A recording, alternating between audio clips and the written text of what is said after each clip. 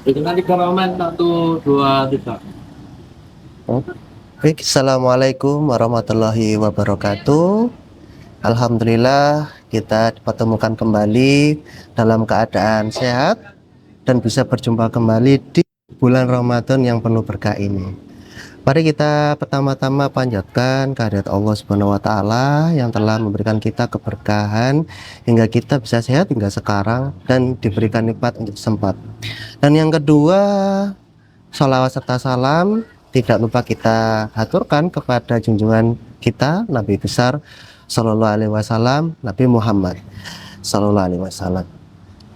Dan pada kesempatan kali ini di segmen Kalbu, saya ingin mengajak kita untuk merenungi ke aktivitas kita selama bulan Ramadan ini dari salah satu kisah pada zaman kenabian pada bulan Ramadan juga, yakni adalah kisah dari Perang Badar.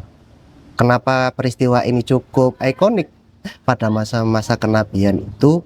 Karena kalau kita melihat Perang Badar ini ada pada kondisi sama-sama di bulan Ramadan. Itu yang pertama. Kaum muslimin pada saat itu melakukan puasa juga, tapi juga melakukan perang, melawan hal yang tidak benar. Salah satunya nanti akan berperang melawan kaum kafir seperti itu. Dan kenapa kok dibilang ini ikonik perang daripada perang-perang yang lain? Yang pertama, dalam kondisi puasa kita mengetahui stamina kita itu terkuras pada saat itu. Tapi pada masa Ramadan pada kala itu tetap dilakukan untuk perang, untuk melawan ketidakbenaran.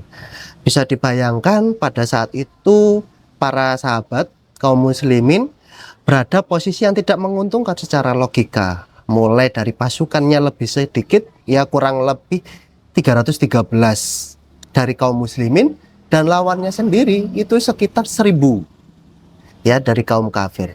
Begitu juga dengan fasilitas yang digunakan pada saat itu berupa unta dan kuda.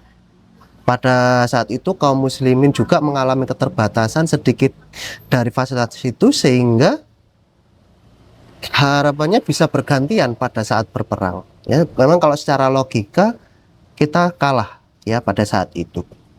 Namun pada kali itu juga uniknya dan bahagianya pada saat itu kaum muslimin mendapatkan kemenangan.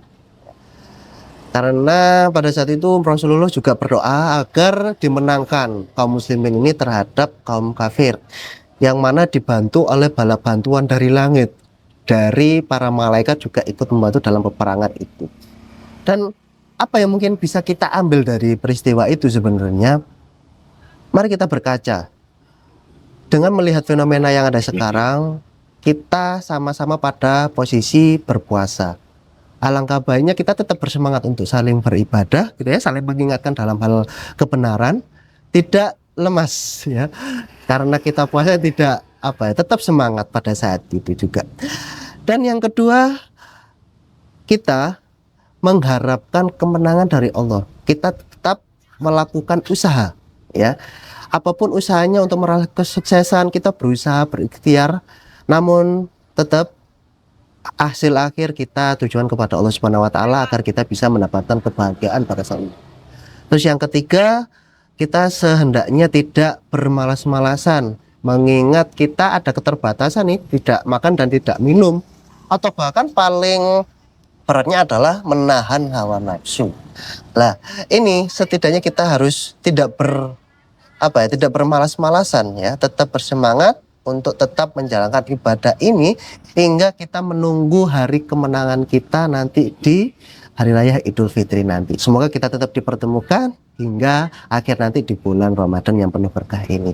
Mungkin itu saja yang bisa saya sampaikan dan bisa eh, kita ajak diskusi. Mungkin semoga kita bisa bertemu kembali, diberikan keberkahan, diberikan kesehatan, sehingga kita bisa bertemu lagi di bulan Ramadan di tahun depan.